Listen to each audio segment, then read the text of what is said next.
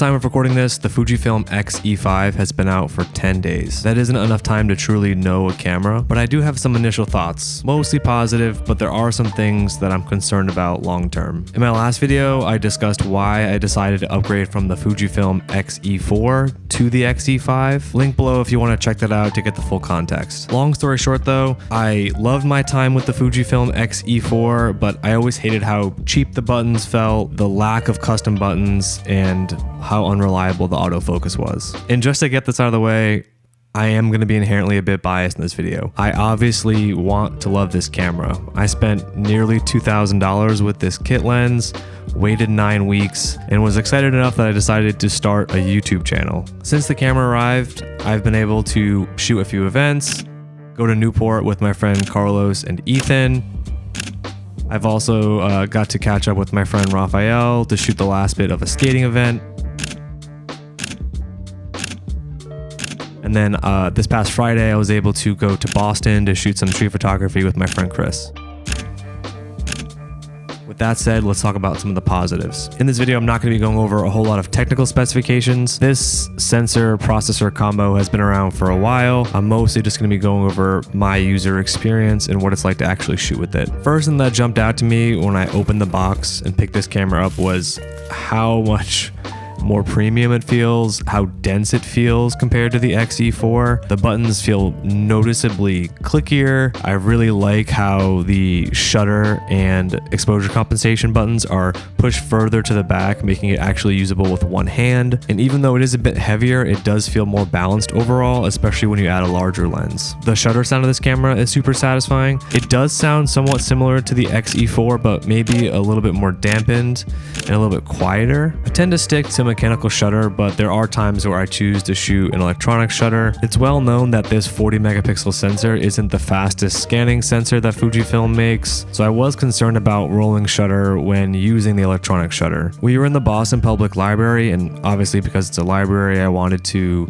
be as quiet as possible. I was able to take this photo using the electronic shutter while walking, and I'm really happy with the results. Something I definitely wasn't expecting to like on this camera is the EVF. On paper, it's the same 2.3 million dots and the same magnification as before, but for some reason it just feels and looks better. I don't know if it's the new processor helping to deliver a more consistently high refresh rate, or if it's the new classic display mode, removing distractions. It just feels and looks a bit better to me. The next positive is also a bit of a surprise. It's the improved autofocus. At this point, I've already taken thousands of photos in this camera, and I'm surprised at the amount that are in focus. It's actually more often than not they're in focus, which is a little weird coming from Fuji. Now, I do tend to shoot between f4 and f11, and most of the photos that I've been showing in this video are on a 35mm equivalent lens. Most things are going to be in focus anyways, so it's not like it was the hardest task for these photos to be in focus. It could also be the fact that this camera actually has a focus selector switch on the side now. It's made it way easier to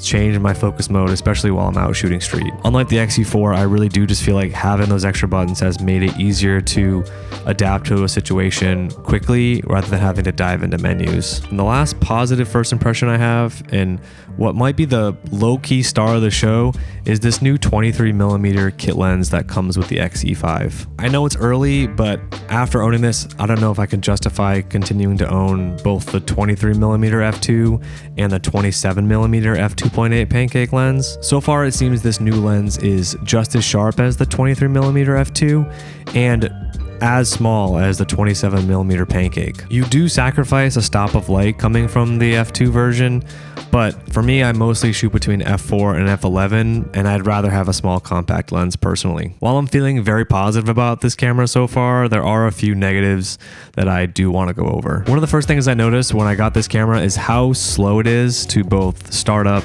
and shut down, especially when compared to the X-E4. It really is like almost twice as slow. And the other negative I have really goes hand in hand with that, and that's battery life. Just like the X-E4, I maxed out the EVF brightness and the LCD brightness, and I have resolution priority boost mode turned on. For example, we arrived in Boston around 9 a.m.